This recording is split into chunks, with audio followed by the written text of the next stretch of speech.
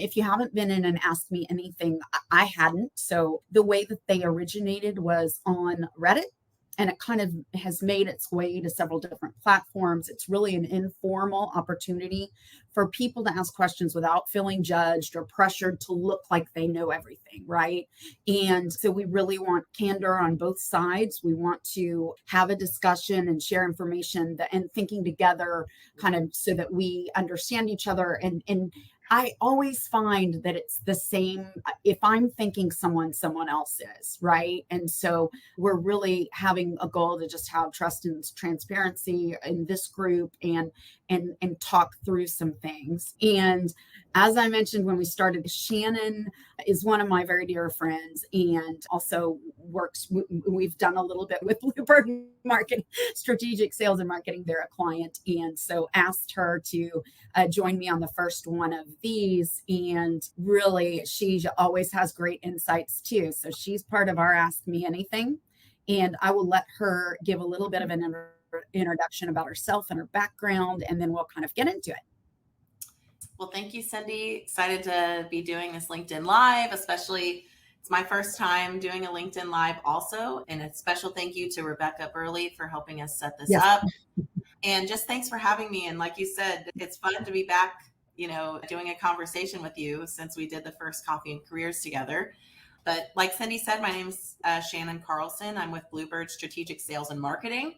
I'm one of the managing partners there, as well as a fractional chief marketing officer. So I have the pleasure of doing marketing with several different businesses and leading our team. Like Cindy said, we've been fortunate enough to have Hello Kindred as a partner of ours when we need to turn to them for staffing needs, whether it be recruiting full-time people or using people in their studio. I am a native Houstonian, went to University of Houston, and started my career with Chick-fil-A way back in the day. So I worked with that brand for 6 years on the B2C side.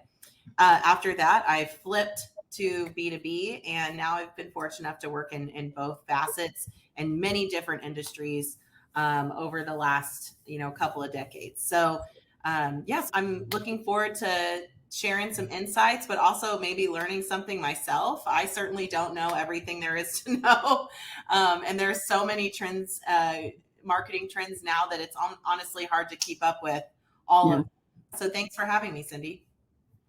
You are so welcome. So first, I wanted to go over kind of the key overview of the eBook and kind of talk through some of the trends and strategies we saw. And I did get a comment reached out to a couple of people that downloaded the book and just asked for their thoughts and asked if they had any comments in those emails, and someone actually said the overview and the table of contents really mirrored their marketing objectives and challenges for 2024. So we were glad that we backed that up. Curious if anyone else saw some similarities in what they were doing for planning. So we'll just review the top line of the areas of interest. And so marketing trends to watch, digital transformation and AI, they're really changing things, but customers are still expecting a good experience and their data to be kept secure and require flexible, agile, and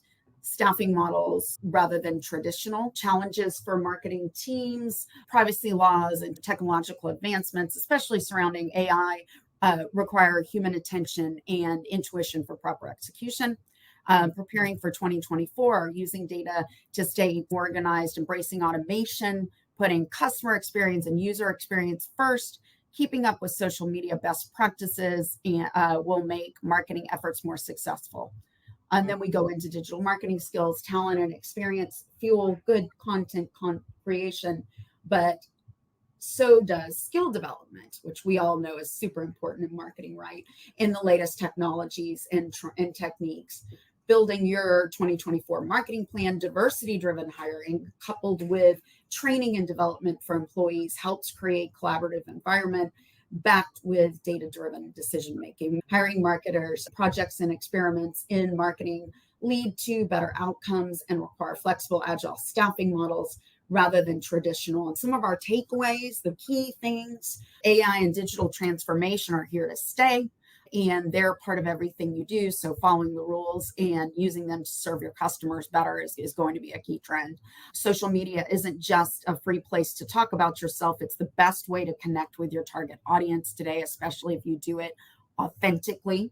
Strong marketing teams are informed, diverse, skilled, and able to adapt to disruptions in Mm. their best laid strategy. Oh man. I see that somebody had commented that privacy laws are definitely something that marketing teams are having to deal with in 2024. Absolutely. The other one is alongside the privacy laws are the new, AI having to put in, rules and restrictions for teams based on AI. I know for us that was something, that we had to look at thanks to the conference you just mentioned, Cindy. That was a great Mhm. resource for us Yeah. because as you have to be really careful of the information that you do put into some of these tools, these AI tools, because it's not necessarily secure, especially if it's, open, like Chat GPT is on OpenAI, things like that. You have to be careful of the sensitive information you share with your company and your clients, and make sure you communicate that with the rest of your team and that you have a solid policy in place. Yeah, I saw that question come from, I don't know if you're on here, Christy, but Christy Bell sent a couple of questions because I asked her, and the privacy was an interesting challenge. So I reached out to one of my, go-tos for anything that has to do with the generative AI or digital marketing, Chris Ferris with Pierpont, and kind of talked to him about it. Right now, so we have the can spam in the US, but as far as the privacy laws, they're not completely evolved in the US. It's almost like a wild west, and looking at it from a perspective of an ad agency, I think we had some really good comments and thoughts around making sure that you want to have an AI policy that shows here's how we use it, here's how we don't, right? And let your clients know where it is and isn't used and what you're doing with it. I think that one thing that he told me that I did not realize yet is that now you can set GPT and Bing to not share data. So you can go in on those tools and actually make sure that it's not sharing data. And Pierpont actually uses Bing Enterprise that allows that. And then the bigger companies really are facing do we build this or do we buy it, right? Like, is our information about our client, like large professional services companies or large tech services companies that have super confidential information, or other types of businesses that have confidential information, it might make sense for them, or proprietary intelligence, on inside, makes sense to build something that absolutely is only contained behind their firewall, right? But it's expensive. Mhm. And those are the things that I think companies will be looking at and thinking about in the coming months.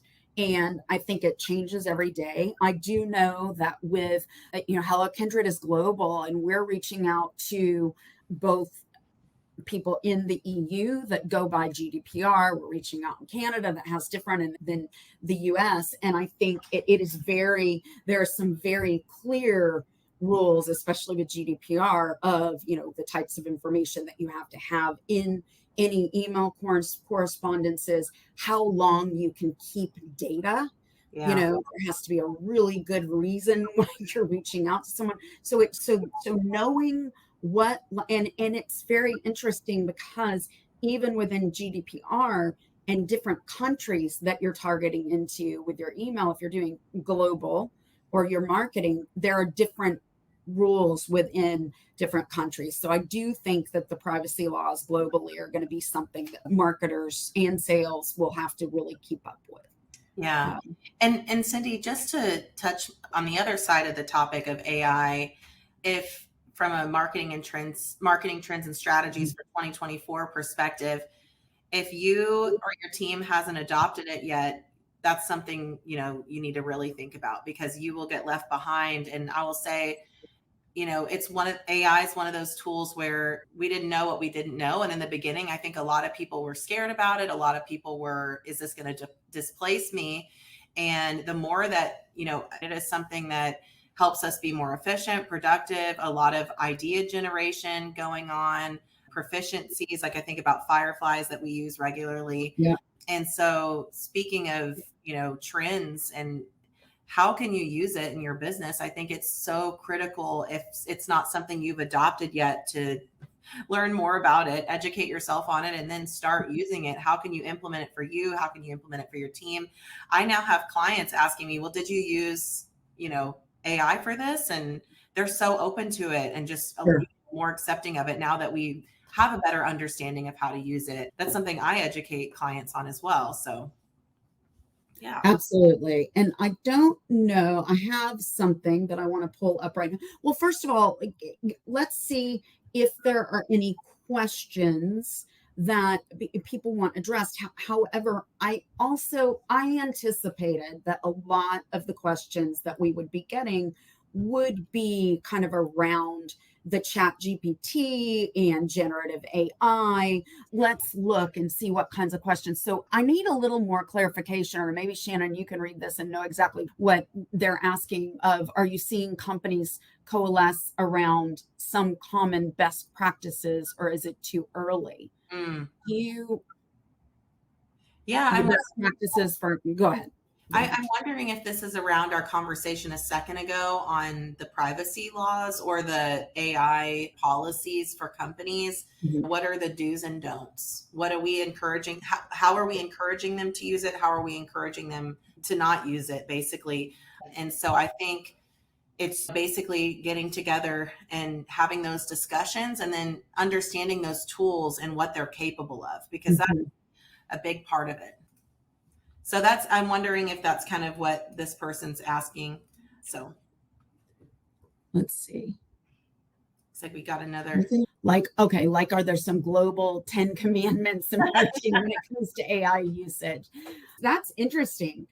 I'm not sure that there really are. I think you have to understand how to use prompts. You have to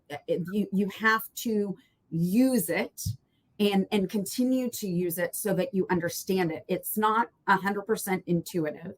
While you're looking up that, Cindy, for Sure. me, I would say a big thing is don't use the first draft of what's spit out of Yeah. of AI. Like for me, that is a great draft, or maybe it is you're trying to get ideas, but you should never put in a prompt and then the first thing it spits out, you just copy and paste that, right? Because it's easy to see or know whether things are just very generic or being pulled from AI.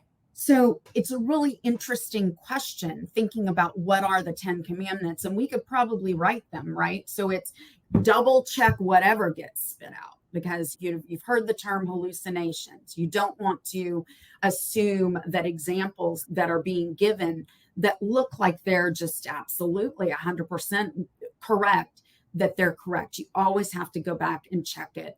Another thing is check for plagiarism. Grammarly has a system that you can run it through. I've seen more coming up that show plagiarism as well. I'm sharing this GPT cheat sheet and you see it. There's different types of extensions you can use, prompting techniques, vocabulary, adjusting temperature, alternatives within the mid-journey prompts. So if you're doing imaging, and then avoiding plagiarism with Chat GPT. There are a lot of good infographics and guides that are specifically about using Chat GPT. Here's another 0 to power user that give you the different key terms, use cases, example prompts. There's a lot of sites and publications that you can go to. I get one called AI Tool Newsletter. And it gives me the kind of the background of the newest thing. It gives 5 new different technologies. You can go test them out if you want to. And then I think one rule that's a good rule now is do not buy, at least maybe for the next year or so, until you've tested out several things. So if for instance, there are multiple note-taking Yeah.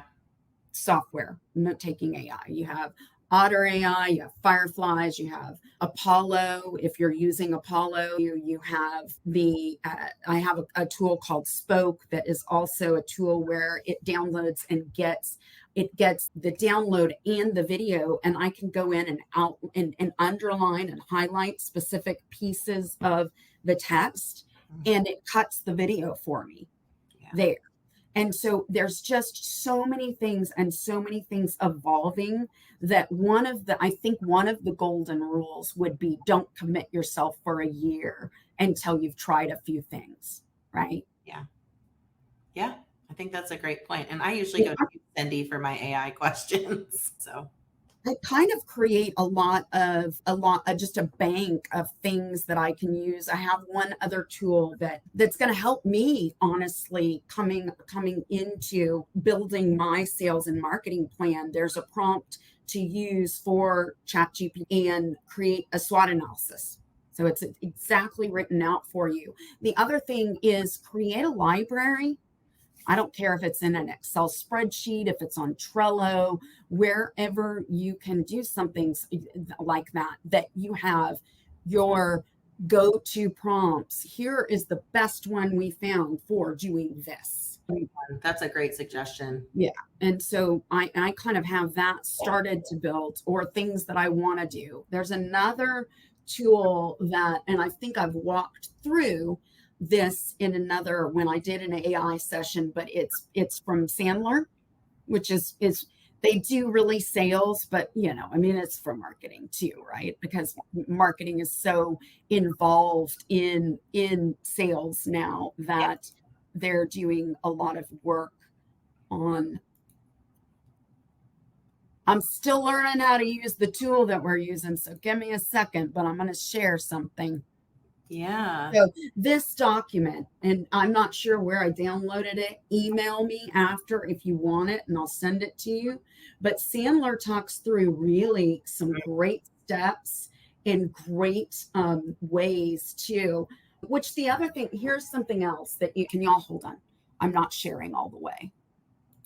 So it gives really good ideas about here's all of the aspects of it, but it tells you kind of, you can store past chats.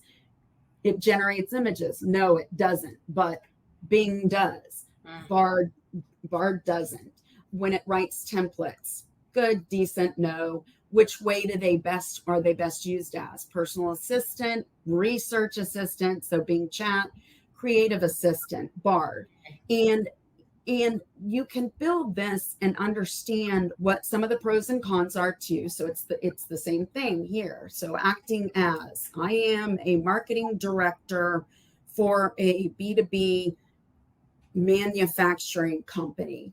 Break down my biggest challenges for 2024.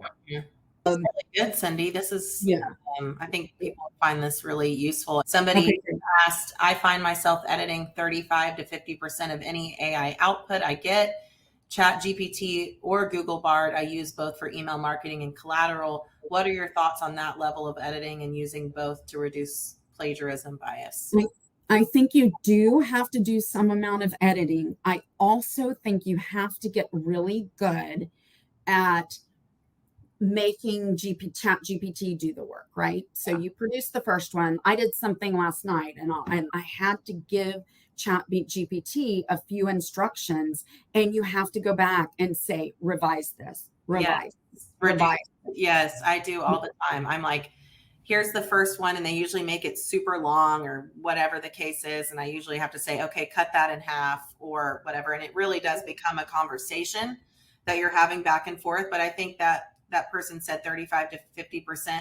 I think that's, if you're using it right, then yes, I would say that that's pretty good. I think some people end up having to edit more than that. But if you're initially putting in, hey, use these things, and here's some very specific things you need to mention and these topics, or if you're using it to write a blog and you put in a full outline and you give all these things, like Cindy said, start using it the way it should be and as much to your advantage as possible. And that will cut down your editing time.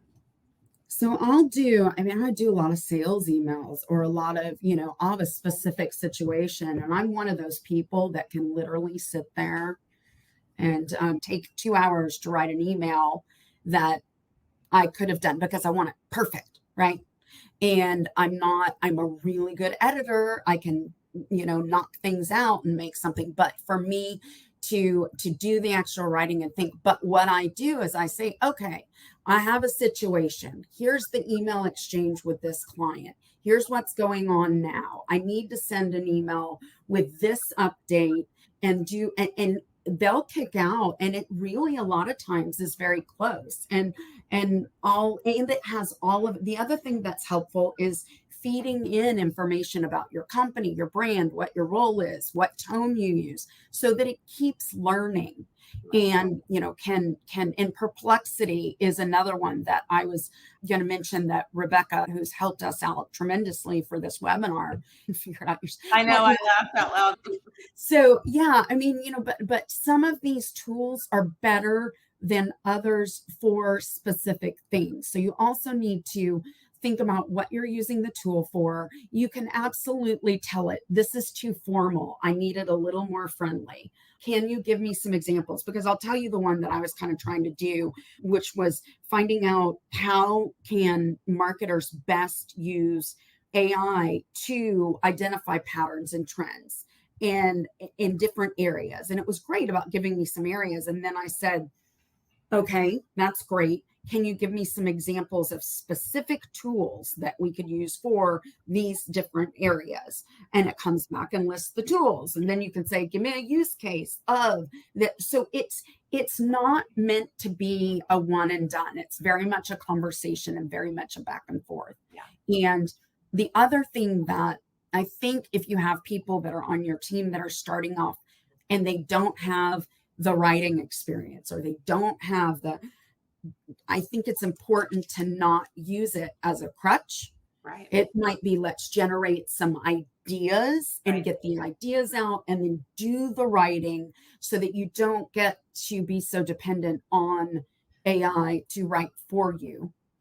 Exactly. And that's a lot of what I've been telling a lot of the sales teams that I've been working with lately. I do a social selling workshop, and part of that is teaching the sales team how to use ChatGPT or how to use AI to get them more involved on LinkedIn and in other areas. And so it is going back to really, I have to train them on that and how to use the prompts. And it's just idea generation, or it is, hey, be as specific as possible. And it's been really good to see that they're really engaged in using a tool like that, especially because salespeople are really busy and they're running around and trying to get business. And they've got a lot of things, a lot more tools now that marketing Yeah, is saying, hey, use this, right? yeah. Marketing automation, CRMs, things like Mhm, that. So adding another thing to the mix, but mhm. if you teach them how to use it to their benefit, they're more apt to do it. There's a question in here that I mean, we talked about it the other day, Shannon. When it comes to marketing, making marketing plans for 2024, how much are y'all including sales teams in those plans? I feel like sometimes the sales team is surprised by what marketing is doing and has their own plans that aren't shared across the aisle. Mhm. But where all those plans converge is on social media, and it can look like a hot mess. Absolutely. And I had a role at one point. I decided I wanted to go into cosmetic marketing for whatever reason. I have no idea. And so I decided I'd start out in the field. Something as very basic as, and they were very separated, right? So marketing you go to a cosmetic counter and they have all these displays and things that, well, by the time they got to the counter, they didn't fit on the counter. They didn't have the right this for the counter. Nobody ever talked to anybody in the field Yeah. to ask about what this. And so it's a really basic B2C thing that, however, I think now more than ever, and moving into 2024 Mhm. more than ever, the sales needs to either own marketing, or marketing needs to own sales, or it really needs to be integrated. It's not separate. You It's not. can't do an ABM campaign and not have sales and marketing both involved. Absolutely. No, sales, we're huge on that. Sales and marketing have to be aligned. And a lot of the times, organizations now see sales a function of marketing.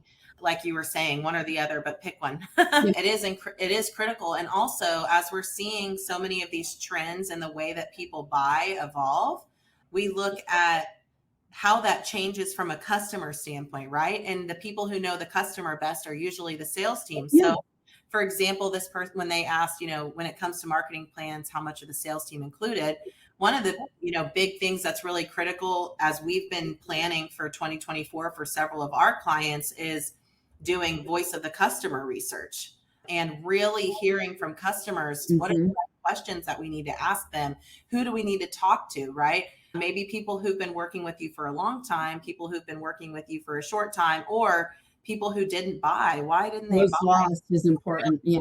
Exactly. Really understanding that customer journey and developing that customer journey map. I think that's huge going into 2024. The buying habits have changed. They are changing. And a lot of the times, especially in B2B,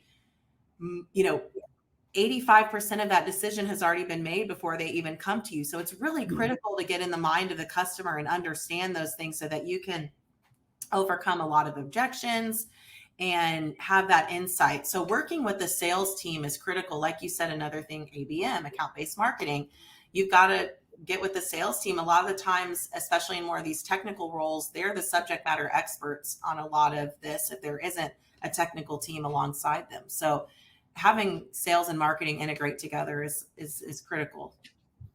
Here's another interesting one. I have a really, specific opinion on this. How important is it to have a project management tool for your marketing team?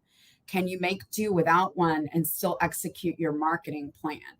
It's critical, I think. And especially it depends. There's two different sides of it, right? I don't think you, Shannon, could get away without having a project management system. Yeah. And the more projects you're managing, the more clients, or, the larger your plan is, or depending on your marketing budget. It is so critical to have something that can help you keep all the pieces together. I wish I had a PM tool for my life, honestly. Yeah. It's like, it's something that's really helpful in managing day to day. And we use Asana at Bluebird, and we're getting ready to upgrade to this next level, which is great because they have time tracking settings and budget tracking settings, and integrates with a lot of the tools that we use as well. And so having a project management tool that can tell you exactly where you are, they have Gantt charts, so important for our business. I wouldn't say the SME on that. We've got great project managers here who are so awesome at that, and they teach our team how to use them more effectively. I also think it depends. There's always, there's Salesforce, great tool. It can do so many things. Right. There are certain phases of your growth that Salesforce is too robust to be using, and you're probably wasting money by using it because you're not going to use every feature. So to that answer, it depends. If you have one, I've been in situations where I've been the only person doing it, and I've managed it on a spreadsheet with a timeline. But I think you have to have some kind of a system and a tool that fits where you are in level of complexity and volume and all of those things, and to get everyone, and depending on how many stakeholders you have, those kinds of things, where everyone's on the same page. I think Asana is amazing too. There's several good ones. I think just using anything is using better than nothing. We use Monday.com, and I'm just amazed at the way Rebecca has been able to set that up so that I know exactly where I'm going. I know what I'm approving. I can see what happens. But if you want to manage your stakeholders really well, I think that's a huge part of it too, even in a corporation, right? So, yeah, absolutely. Okay. And kind of along those lines, Sue Ellen, she asked what platforms or software is out there to help create marketing videos. Video, AI, your cell phone. But then software, there's apps to do that. Shooting AI video or editing video. And you can edit video on your phone too. It's just like cut it. And that's the thing, is that one of the trends and one of the things that people are looking for, and it's the Gen Z, I believe, they're starting to get a little jaded by the filters, the staged, and all of the things. They really want to see things kind of raw and whatever. So if you're doing marketing and you have, for B2B, it would be your customers or your employees or whatever that are just cutting videos on their phones that look like they're cut on their phone, they're Mhm. going to probably be more effective than a really produced, Yeah. well, like very over the top video Yeah. for the most part, right, Shannon? I mean, like if you're doing an ad or you're doing something, then you want to have Sure, something sure. It that's more. depends on the audience. It depends on the platform. I think Sue Ellen was asking AI related platforms and software to Yeah. create marketing videos. I personally can't speak to that, but I use, and I know Rebecca might be able to unmute herself and talk, but there's a video called Spoke that mm, a tool called Spoke that I use, that is something that I can highlight the areas that, like, if I know which text I want, I can highlight it. It cuts that, and mhm, then I can do voiceover and or what's it called, headlines or sure. whatever the term is for Transcript. that. You I can think do you're that. talking about creating a transcript. Yeah, and then there's another tool that I use called I don't know, I'll find it for you, Sue Ellen, that is Yeah. brilliant. If you see me on my LinkedIn where I did that video for the profile, I put that script into this tool, which I'll remember what the tool is called, and it scrolls. So it's like a teleprompter, and then you can cut the videos. Yeah. So there's something called audiojungle.net that you can use to do audio.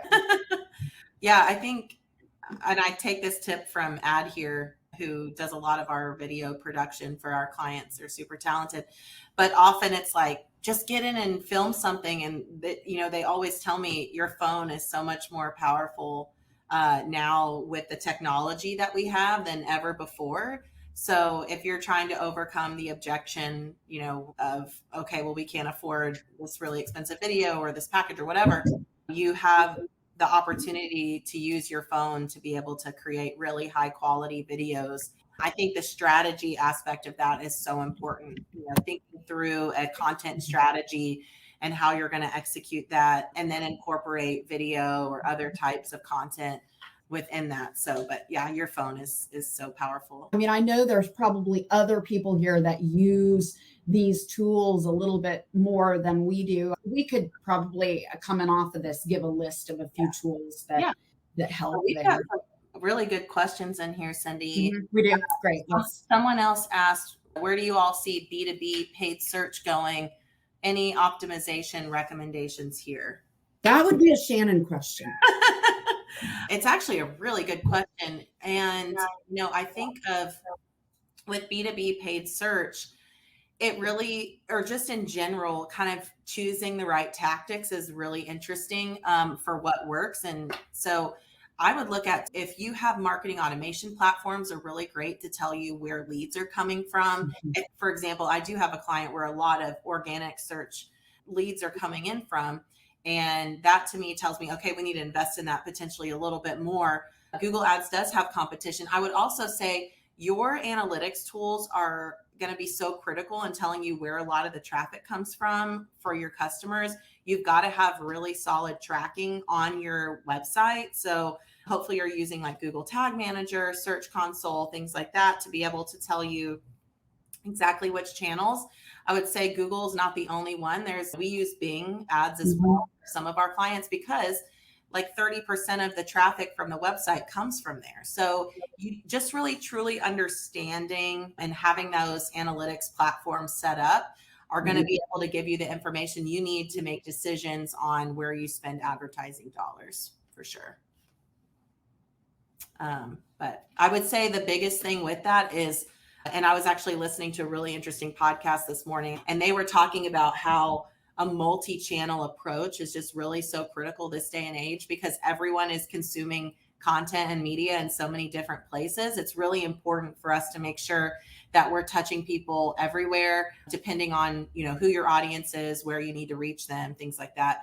But a multi-channel approach is important. So yeah. And then Anil asked, what is your forecast on new projects in 2024, and which technologies do you recommend?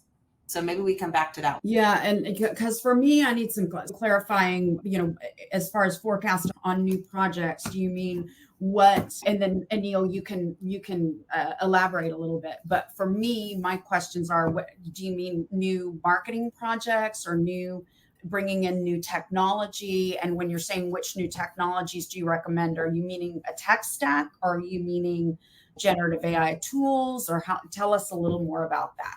Yeah. So, And I would um, say, if when we say which technologies do you recommend we prioritize, I'm just such a huge advocate for any marketing automation tools that integrate with everything that you're using. So, we use HubSpot, and we've got other people who use Salesforce and Pardot and Marketo and things like that. Anything is literally better than nothing, but having it where your website talks to this, and this is what your sales team uses, and you're able to track conversations, and you're able to use workflows and things like that. Those technologies, if you and your, for really to get your marketing flywheel set up appropriately, I think automation is something that, people were really excited about a while back, but have they truly invested in it yet? I don't know. Some industries have, some haven't adopted it fully yet.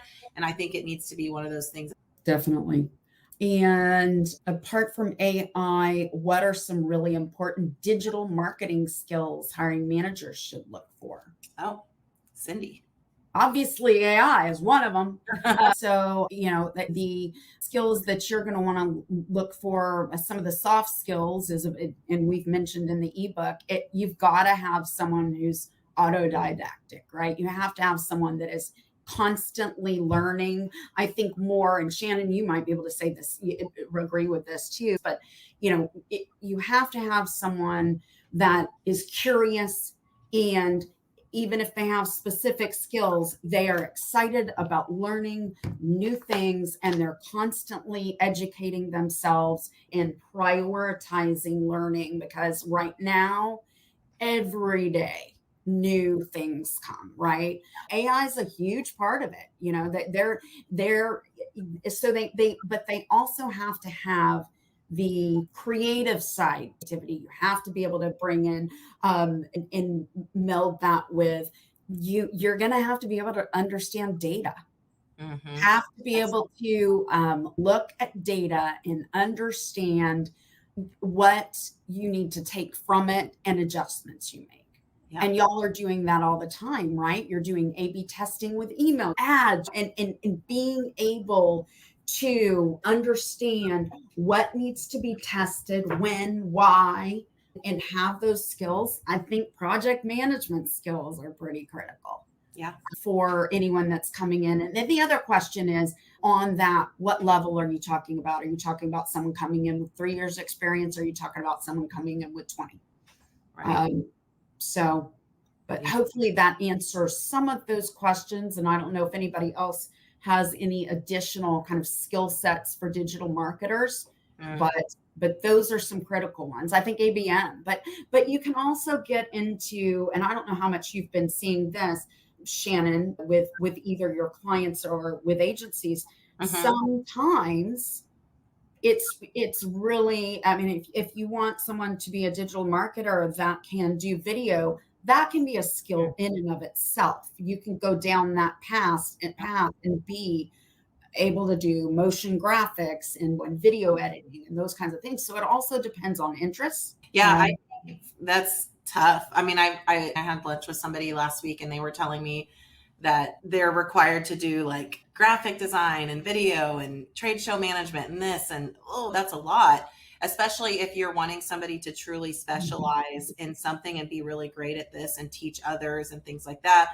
I would say really try to specialize and hone in on those digital marketing skills, be able to hopefully teach others as well is a big one. But I think everything that you said, that lifelong learner, that staying up to date with trends, being able to analyze data, being able to connect the dots a lot of the times on these platforms is really huge. Another thing that I think, and we talk about it a lot along the lines of content writers, content strategists, right?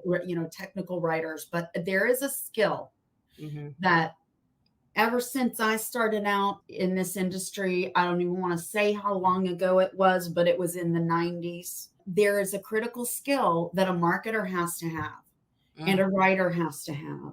And it is being able to talk to the business mm-hmm. and understand what they need, Yeah. take it, come back, translate it to graphic designers, developers, SME, and get them to understand, because it's two totally different languages that you're talking.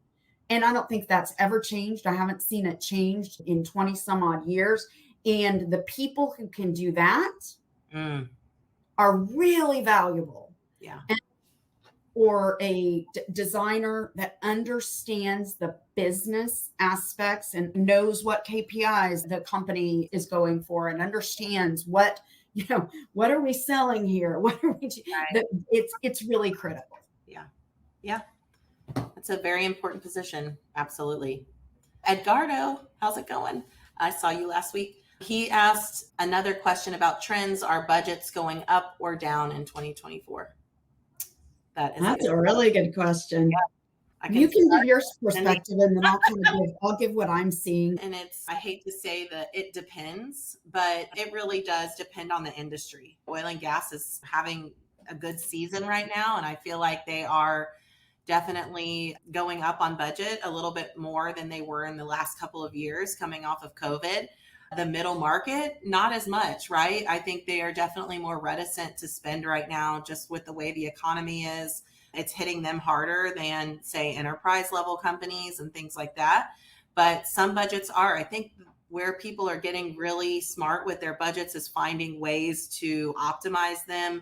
Holland mentioned something around, leveraging email can be a strong way. Absolutely, right? And that comes back to the marketing automation, making sure you have those tools in place, and then using email marketing to your advantage if you use it appropriately. So, but yeah, that's such a great question about marketing budgets. I'm in that season right now where we're kind of waiting on, final approvals and things like that to get kicked off. I think it is. It varies greatly by industries, right? So, I think that, if it depends, if you're in CPG, you have a nice budget. If you're in, I always see that kind of 8 to 10% of, and I'll know about everybody else, but I've never gotten that. I kind of come in with let's do 15 and maybe we get it chalked out in certain areas. But I think from what I'm seeing in industries that are growing and what's happening in 2024, I think it's going to depend on how the industry is projected for growth. In our kind of, if you're calling in from Texas, right, or from around here, it's energy.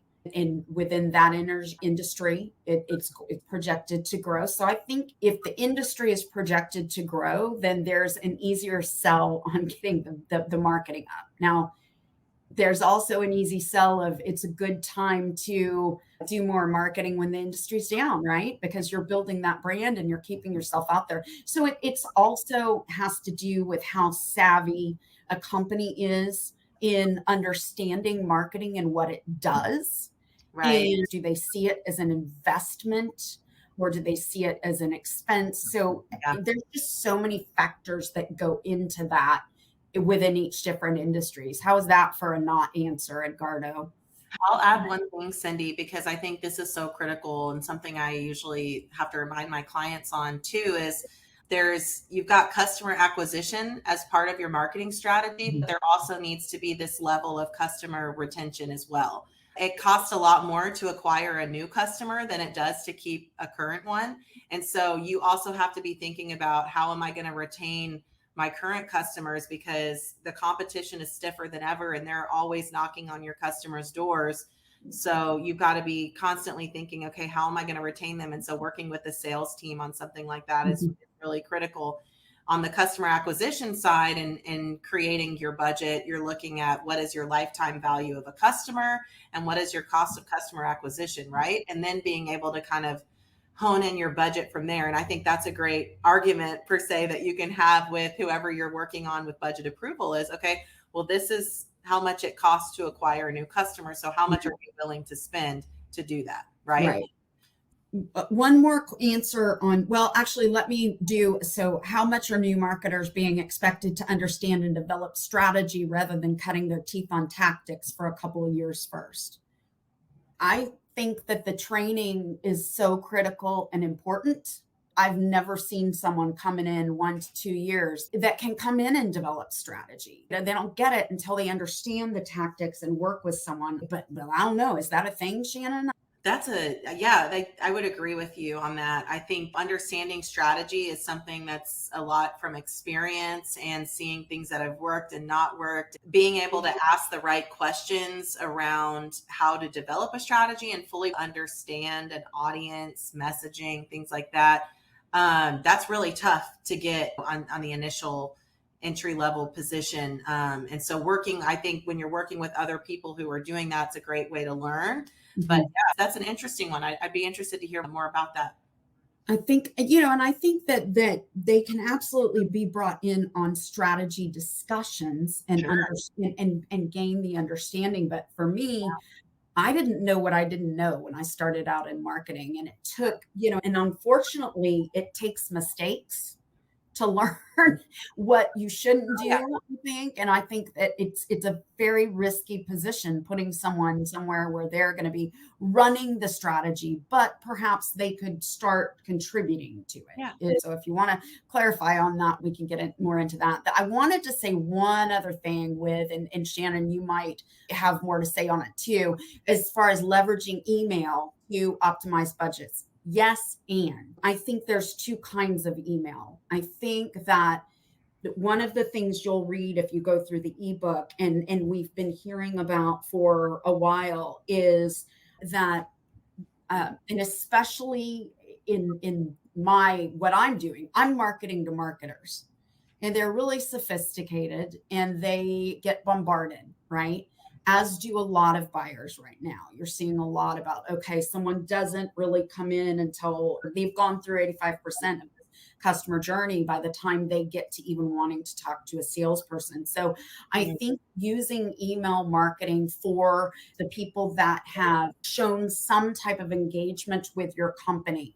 I have not seen email over the last year be effective with cold initial sales emails. Now, I'm curious, Shannon, if you're working, and I think you have to have some kind of a combined Right. integrated ABM and Exactly. coordinate with sales and marketing on that. Right. That's what I was going to say is it's one part of our strategy for account-based marketing. We're already Yeah. delivering ads. We've got email marketing, things like that. And it's just part of we've got social selling going. So it's part of the strategy, one piece, but it definitely depends on the audience for sure. I do see one last question from Anil, and I can quickly cover that. But in answer to the current trend of layoffs, would it be helpful to understand the staffing approach within our organization? Historically, when layoffs happen, contractors are the first to start coming back, and then you move into. Mm. So we'll start seeing some staffing roles open up, and then we will start moving into more permanent roles. But usually organizations bring in, staffing so that they have a little more flexibility when they start bringing hires back in. So. Mm. Yeah. And yes, that's part of it too. The election year, I think we're going to have it. It's going to be a challenge up until November on. It's going to affect. Yes. How much, I don't know, but it is. I do think it's going to affect it. Thanks for having me, Cindy. This has been Thank you, great. Shannon, for I can coming. talk about it, marketing all day. Yeah. So this has been really great. Yeah. Thank This you is really. on Yeah. LinkedIn. So Thank you all so much for joining and asking questions. And we're probably going to try to do another one of these sometime. So we'll talk to you later. thanks, Cindy. Thanks. Bye.